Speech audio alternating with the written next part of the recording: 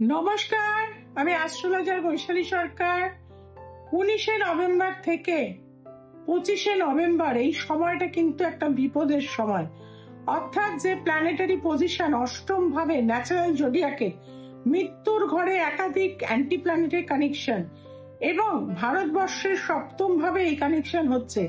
অর্থাৎ ভারতবর্ষের উত্তর দিশায় বড় ভূমিকম্প, সুনামি এগুলো কিন্তু আমরা প্রবল ভাবে কিন্তু দেখতে পাবো।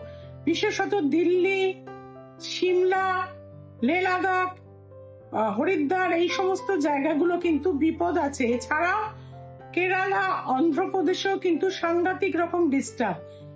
বিদেশেও কিন্তু আমরা এই সম্ভাবনা দেখবো। ইউএসএ, কানাডা, ফ্রান্স বিভিন্ন দেশের ক্ষেত্রেও কিন্তু বিভিন্ন রকম বিপদ কিন্তু এই সময় আসবে। বড় সুনামি, বড় রকম রিক্টার স্কেলে আমরা কিন্তু ভূমিকম্প দেখতে পাবো।